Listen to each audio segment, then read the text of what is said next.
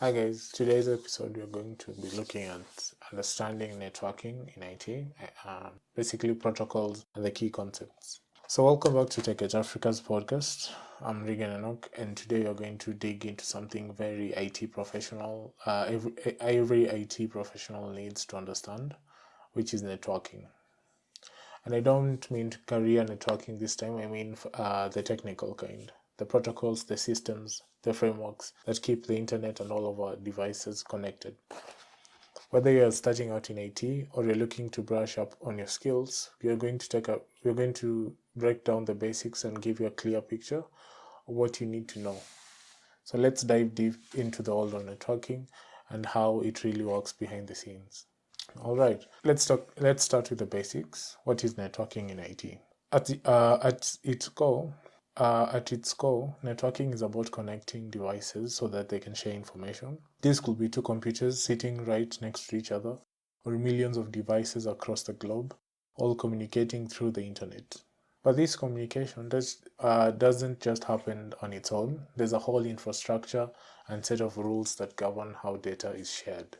These rules are normally called or are known as protocols, and understanding this is essential when you're working in IT. One of the most fundamental protocols is TCP/IP, short for Transmission Control Protocol / Internet Protocol. These two protocols work together to manage how data is sent across the internet. Think of TCP as the protocol that ensures data packets are delivered correctly and in the right order, while IP makes sure those packets get routed to the right place. So if we're going to talk about a simple analogy, imagine sending a letter. TCP makes sure the letter is properly written and not damaged, while the IP is like the postal service, like Posta in Kenya, which helps in which figures out the best route to deliver the letter to its destination. Without these protocols, the internet as we know it wouldn't function. Every time you visit a website, send an email, or watch a video online, TCP/IP is working behind the scenes to make sure everything runs smoothly. Now, let's move on to something that you might have heard of, which is DNS. DNS stands for Domain Name System. If you've ever wondered how your computer knows where to go when you type in www.google.com, DNS is the right answer. It simply acts like a phone book of the internet, which translates human-friendly domain names into IP addresses, which are the actual locations of the websites on the internet. Think of it like this. When you type google.com into your browser, DNS converts that into an IP address like 172.217.11.174.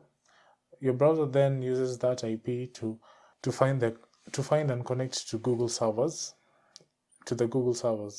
Without DNS, we'll all have to memorize IP addresses, and can you imagine having to type 172.217.11. etc.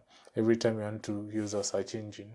There will be total chaos when users want to navigate through the internet.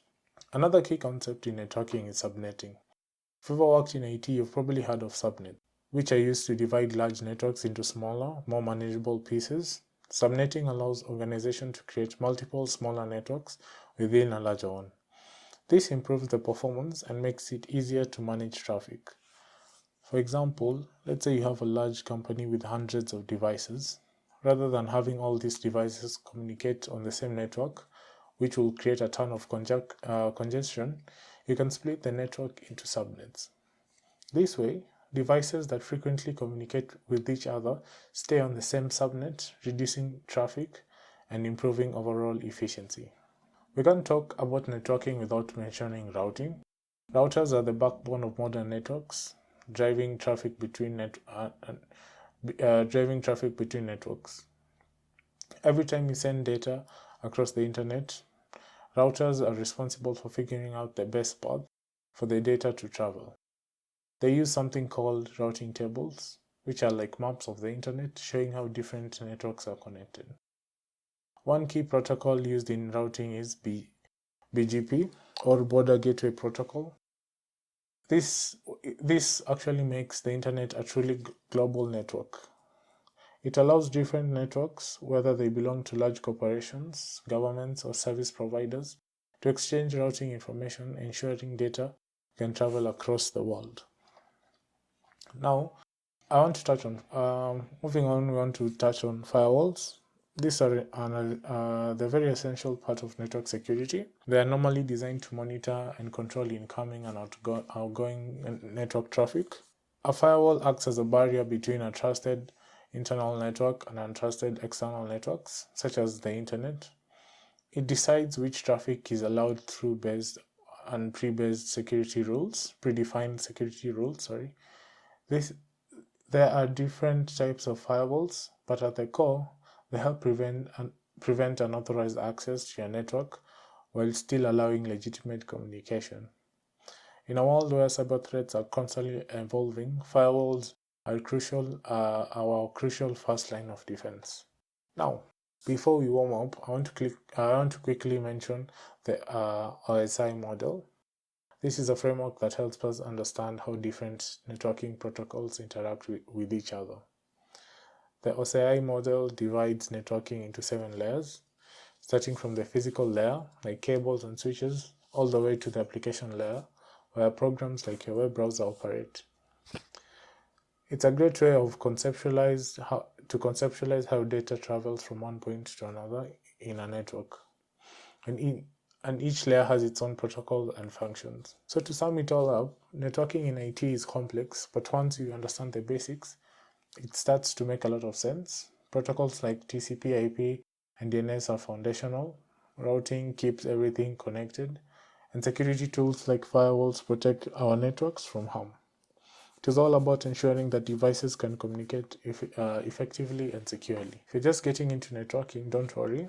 It takes time to learn, but it's a crucial skill for anyone in IT. And the more you understand it, the more you'll see how interconnected our digital world really is.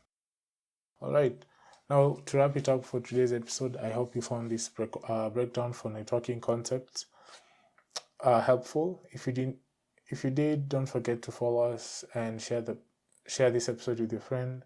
Leave a comment or question if something specific you'd like for us to cover next time. Until then, keep on exploring, keep on learning, and we will see you on the next one.